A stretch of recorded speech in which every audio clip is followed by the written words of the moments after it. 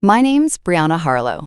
I'm 27, a freelance graphic designer, and apparently I disgraced my entire family because I spent my savings on a moldy, sagging, $1,200 house in rural Alabama. And not just any house, a crumbling 1980s rancher with a caved-in porch and walls soaked in mildew. But to me, it was potential. Freedom. A step towards something that was finally mine. To my mother, Elaine, it was proof I'd chosen poverty. She stood in the middle of our kitchen, arms folded over her floral apron like she was auditioning for Southern Matriarch of the Year, and sneered, "Then live like junk." That was her verdict, her judgment, her goodbye. What triggered it all? I refused to Venmo $1,200 to my little sister Crystal for a sacred feminine retreat in Sedona. A week of yoga selfies, moon circles, and probably shrooms, marketed as a transformative energy reset. I bought a house. She wanted enlightenment via spa buffet.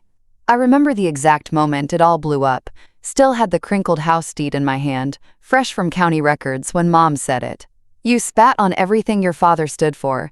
He worked hard so you girls wouldn't end up in trash." Funny. Dad's been gone 2 years, and I'm the one who paid for the funeral flowers. Crystal posted crying selfies from the front pew with the hashtag grieving goddess. I handled the logistics. She handled the aesthetic. But none of that mattered. At that family meeting, called with no warning, no agenda, Mom sat at the head of the dining table like it was a courtroom. Crystal wore a flowing white tunic and didn't even look up from her phone. "Do you have any idea how selfish you sound?" she asked me with a sigh, thumbs still tapping away. "I didn't agree to fund your retreat," I said calmly.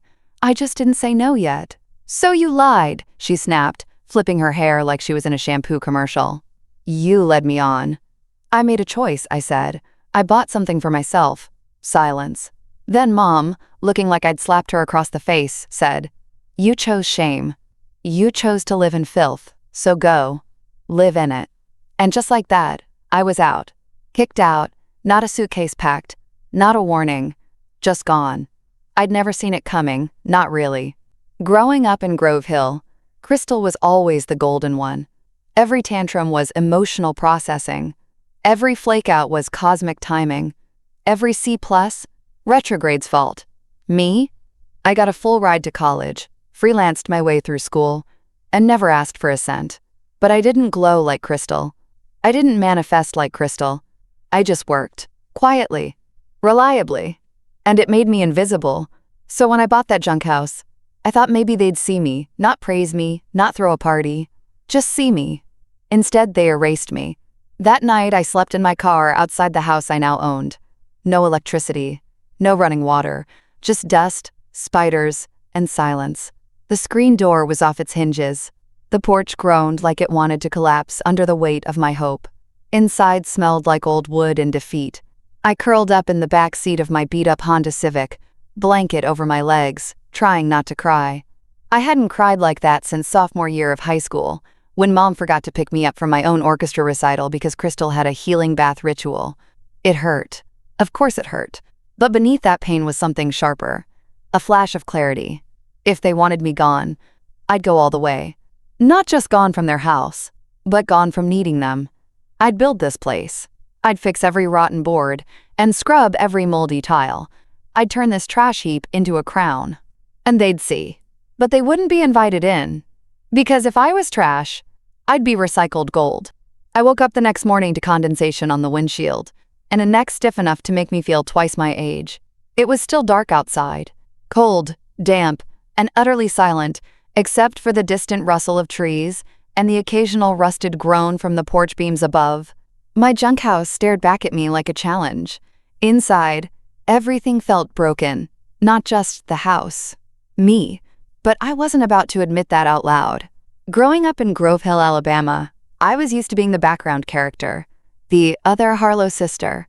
The one with straight A's and zero drama. The one who paid her own way, fixed her own problems, and didn't require constant attention.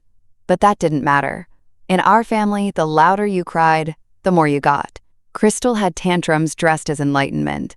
"I'm not yelling," she once told me. "I'm just releasing trauma." No one ever asked what my trauma was. They didn't care that I started working at 15, saved every penny, and built my own freelance design business from the ground up. That I stayed up till 3 a.m. revising logos while Crystal painted mandalas with her clients in daylight and called it soul work. I remember when our dad passed. It was cancer, quick and cruel. While I handled hospice paperwork and funeral expenses, Crystal made a memorial TikTok set to some ethereal flute song and called it a love letter to Dad's spirit. She got thousands of likes. I got the invoice. So no, I wasn't shocked when Mom chose her side again. I shouldn't have been.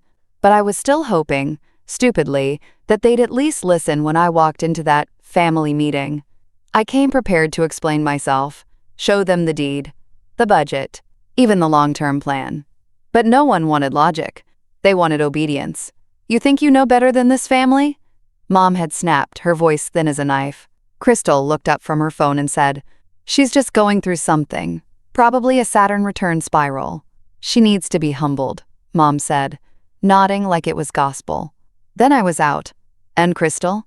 She made a TikTok that night, fake crying into the camera with the caption, "It's hard watching someone you love sabotage everything, heartbreak, send healing vibes, Nazar amulet sparkles." I saw it. Everyone saw it. Then Mom shared it on Facebook. No caption, just a laughing emoji. The comments were worse. Distant cousins I hadn't seen in years, chiming in with, "She always was the dramatic one," and "Tell Bree to come back when she gets her head on straight." I turned my phone off after that. That first week, I showered at the local gym. $8 menu cheeseburgers and boxed mac and cheese heated over a tiny camping stove. No one offered help. No one even asked if I was okay. I tried calling Mom once. Just once. She didn't pick up. Instead, Crystal texted me a screenshot of the missed call, captioned, "Desperation vibes, loudly crying skull." And something in me just snapped. I wasn't heartbroken anymore. I was awake. All my life, I'd been quietly waiting for approval, thinking that if I worked hard enough, stayed polite enough, or made myself small enough, they'd eventually let me in. But that wasn't love. That was convenience. And now that I wasn't convenient, I was expendable. So I made a decision. A loud one, even if it was only in my own head.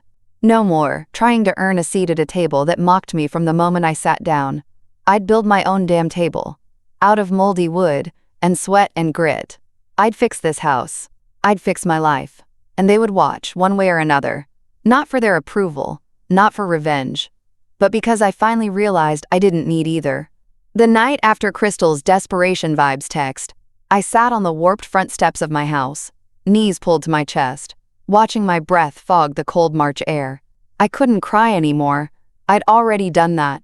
Now I was just numb, except for the quiet rage simmering below everything. No heat, no power, just me, my flashlight, and the distant sound of coyotes howling in the woods like some cruel soundtrack to my so-called downfall. I was alone. But I wasn't broken. The house, though, that was another story. Inside, the wallpaper curled like it was trying to escape.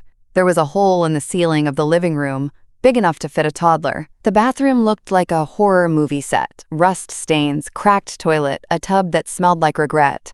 I knew it was bad when I found a squirrel skeleton behind the fridge. I slept on a yoga mat in the corner of the least moldy bedroom, wrapped in 2 jackets and a blanket from the trunk of my car. My laptop stayed charged via a solar-powered battery bank I'd bought back in college for camping trips. Now it was my lifeline. I used it to work. I still had 3 logo contracts on retainer. Barely enough to get by, but enough to feel like I hadn't fully vanished. And every time I felt myself spiraling, I opened Pinterest. Not for the quotes or cottagecore aesthetic, though I did pin a few dream kitchens. I opened it to remind myself what this place could become. Then I opened Crystal's TikTok again, just to see. She'd posted a follow-up, her in Sedona, twirling under a desert sky in gauzy robes. Caption, "Sometimes you have to let go of toxic attachments, especially if they're related to you. Eye sparkles, rainbow, #healing, #shadow work."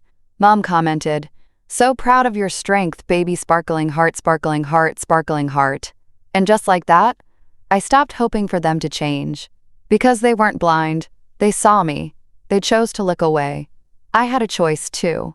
The next morning, I picked up a hammer. The porch was unstable. First thing I had to do was make sure it wouldn't collapse under my own feet. I watched 3 YouTube videos on deck repair, took notes in a spiral notebook, and started unscrewing rotted boards with blistered hands. Every nail I pulled felt like reclaiming a piece of myself. That week, I tore out moldy carpet, opened every window to air out the rot, and scrubbed until the bleach made me dizzy. I worked in silence, headphones in, playing throwback R&B while I sanded down a doorframe with borrowed grit paper. I posted nothing, said nothing, but I saw what they were saying. Crystal tweeted, "Healing doesn't come from drywall and denial, babe nail polish medium dark skin tone sparkles." Mom shared a Facebook post from one of those self-help pages. "Sometimes, we must release the child who refuses to receive wisdom." The subtext wasn't even subtle anymore. They weren't worried about me. They were embarrassed, and they wanted me to feel that shame. But instead, I felt fire. Like something inside me had finally been lit, and it wasn't going out just because the thermostat didn't work. That Friday night, I got an email notification from a job board. A small renovation company was looking for a logo and social media refresh. I pitched myself, offering my full branding package in exchange for 1 week of labor, demo, and framing support. I didn't expect a reply, but the next day, I got one. Marcus Dean, local carpenter, 30. His email signature said, "Dean Carpentry, build like you mean it." His message was short. "Website's trash. Your portfolio isn't. Let's trade. I'll bring my tools Monday." I stared at the screen. That was it. No judgment. No passive-aggressive emojis. Just an offer. A trade. Value for value. I whispered, "Let's build then." And that's how it began. With a handshake in the mud and a man with calloused palms and a crooked grin saying, "I like what you're doing here. Junk or not." I looked at my house, the sagging roof, the peeling paint, the haunted energy, and said quietly, "Yeah, me too." A week into renovations, I hit my breaking point. We'd just ripped out the warped kitchen cabinets and found black mold thick as a shag carpet.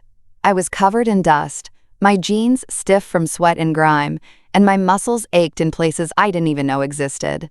That night, I sat on the splintered floor, eating microwave oatmeal made with bottled water, the only light coming from a battery lantern perched on an upside-down paint bucket. I stared at the screen of my cracked phone, thumb hovering, and for the first time in weeks, I called my mother. I didn't ask for money. I didn't beg to come home. I just asked if she could help me haul debris from the yard. Or maybe just bring a hot meal. Her response came after a long pause, thick with judgment. "You made your bed," she said, voice flat. "Enjoy your mold." I blinked, swallowed, nodded even though she couldn't see. Then, 30 seconds later, my phone buzzed again. Crystal's Instagram story. My text, screenshot and all, on full display, with the caption, "Desperation vibes loudly crying skull. Someone's not aligned with abundance." She'd added a crying emoji, a skull, and one of those eye-roll gifs for extra flair. And underneath, dozens of replies from her followers. "Boundaries, sis. Don't let dusty energy drag you down. Imagine choosing mildew over manifesting." I stared at the screen like it had slapped me. That was the moment I stopped mourning my family. I didn't cry. I didn't scream. I just sat very, very still. And I thought about all the years I stayed quiet, all the birthdays where I smiled through being forgotten, all the times I applauded Crystal while swallowing my own disappointment like bitter tea. I remembered the award ceremony in high school when I won a statewide essay contest and Mom didn't show because Crystal had a migraine. But they made it to Crystal's most photogenic award the next day. I remembered how every holiday, I got socks and gift cards. Crystal got gold jewelry and hand-lettered affirmations. I remembered the family Christmas photo, Crystal center frame, Mom and Dad, flanking her with matching sweaters. I was there too, in the corner, cropped out when the picture got posted. Not forgotten. Erased. Now they were doing it in public. For laughs. For clout. But something in me snapped clean. Fine. If I was trash, I'd be recycled gold. I stood up, wiped the oatmeal off my lap, and opened my laptop. I spent the next 3 hours researching everything. Permit codes, renovation grants, historic registry applications. I learned more about insulation and foundation repair that night than I ever wanted to know. The next day, I bartered again, this time with a local electrician who needed a logo refresh and a Google ad campaign. I traded branding work for 2 days of electrical rewiring. It wasn't glamorous. It wasn't cute. But it was mine. Every board I nailed down, every pipe I replaced, every tile I scrubbed, I claimed it like a battle flag. Marcus showed up 3 days later with a truck full of reclaimed wood. "Client backed out," he said with a shrug. "Thought you could use it." I stared at the planks like he'd handed me gold. By the end of the month, I had power, water, a patched roof, a working bathroom, a tiny kitchenette that didn't smell like despair. Crystal? She was in Utah, doing shrooms and posting about ego death in a rented yurt. Me? I was laying tile with blistered hands and a grin. Every day, I worked.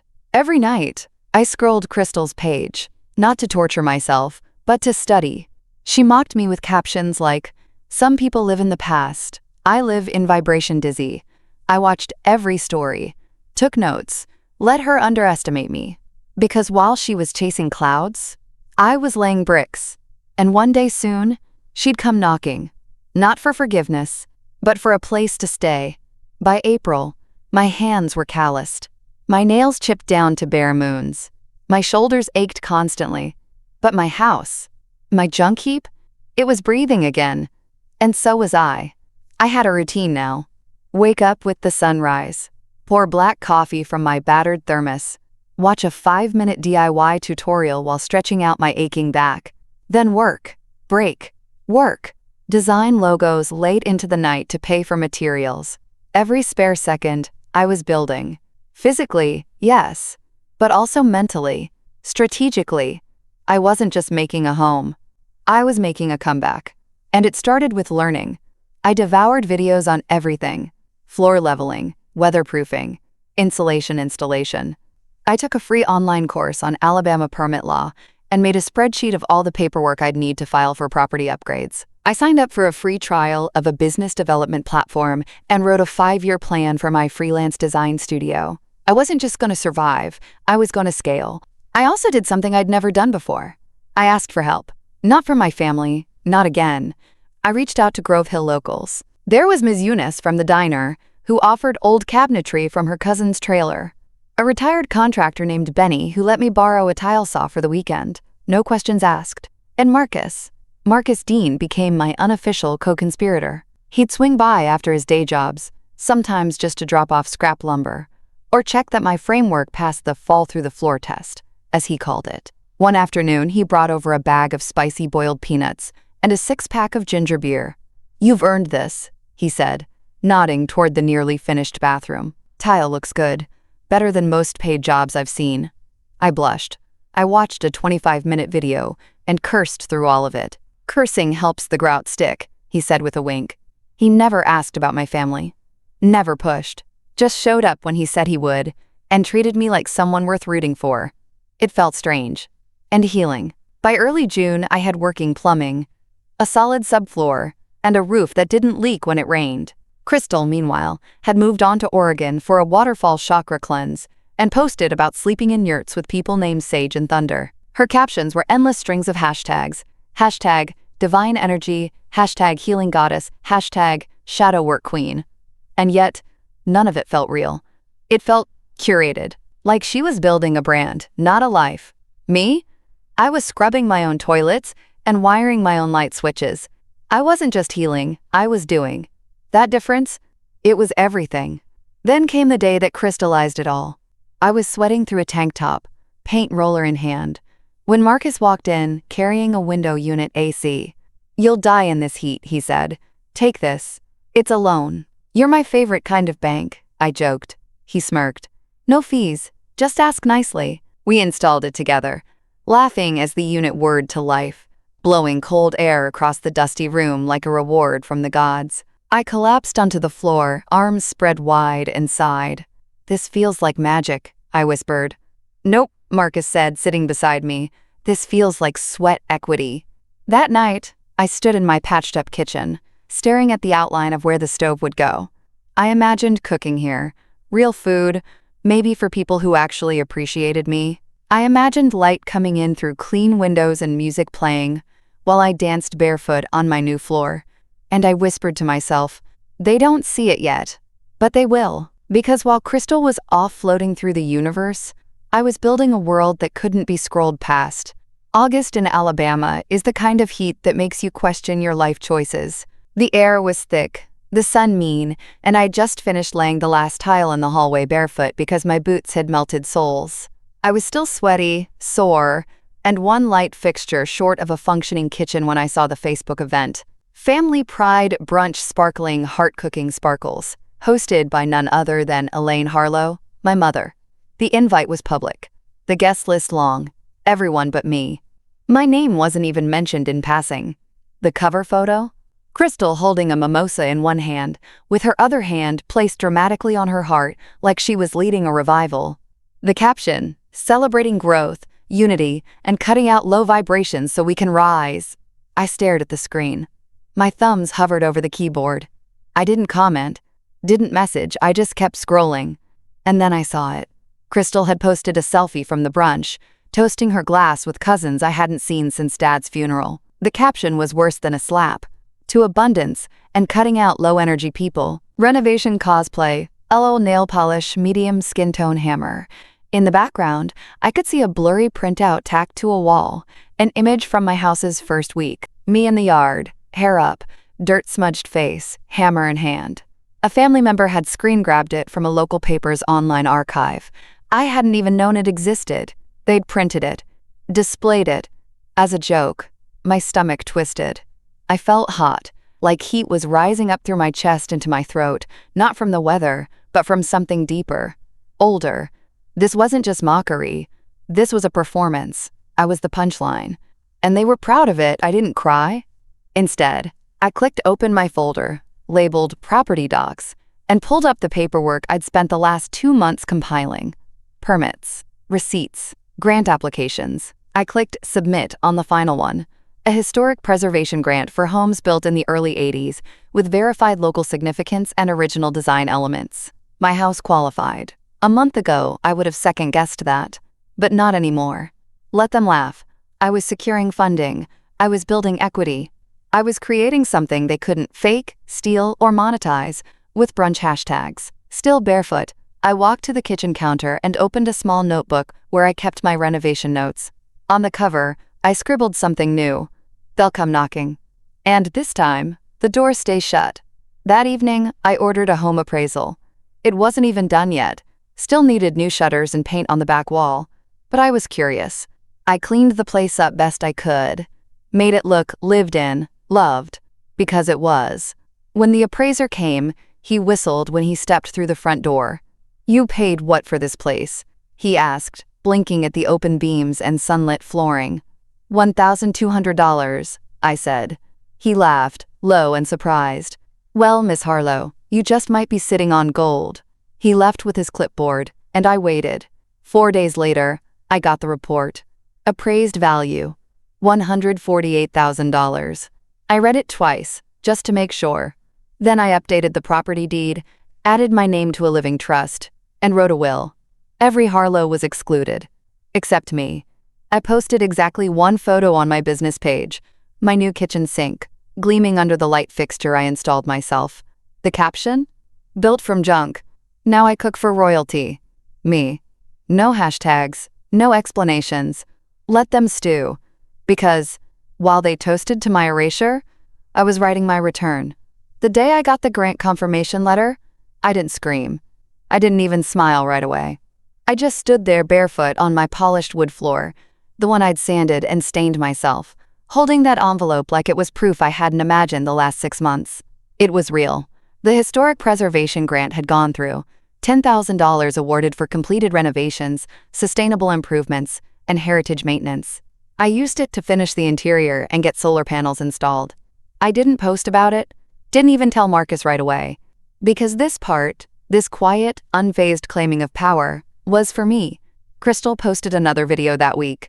Her face was shiny with highlighter, her eyes closed as she channeled a message from her guides.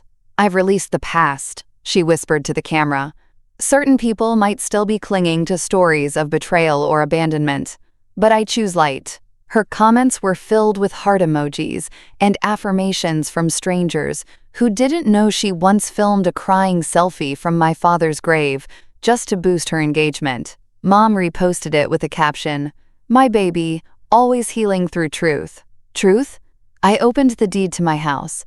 Then I opened the form that made it irrevocable. I added it to a living trust, wrote a will, and in it I made sure every single Harlow was excluded. No conditional forgiveness. No last-minute come-to-Jesus clauses. Just me, my name, my choices. I wasn't bitter.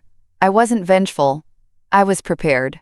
Then I did one more thing. I walked into the local county clerk's office with clean hands, straight shoulders, and a crisp manila folder labeled Final. When the clerk slid the paperwork back across the counter with a stamped seal and a nod, I didn't flinch. "All filed," she said. "That trust goes into effect immediately." I thanked her, stepped outside, and let the sun hit my face. It was a Monday. Nothing special. But to me, it felt like Coronation Day. That night, I took a picture of my newly finished kitchen. But not the whole room. Just one corner. The sunlit backsplash. A potted basil plant. A chipped ceramic mug I'd bought at a yard sale during week 3 of renovations. The caption? "Built from junk. Now I sip like a queen." No tags. No drama. Just power. Within an hour, I saw Crystal had viewed my story. Then Mom. Then an aunt who hadn't texted me since 2018.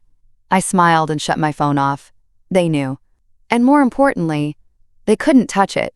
Because now, if anything happened to me, this house would go straight to a women's foundation I'd quietly connected with online. Women like me. Girls like me. Ones who'd been erased. Not Crystal. Not Mom. Not a single Harlow. I'd rewritten the future, and I didn't need their applause. Just the silence of a door locking shut behind me. It was mid-December when my phone rang with that familiar chime, the one I hadn't heard since Easter. Mom. For a second, I thought it was a pocket dial, or maybe a mass message she didn't mean to include me on. But then the text came. "Can we talk?" A minute later, she followed up with a voice message.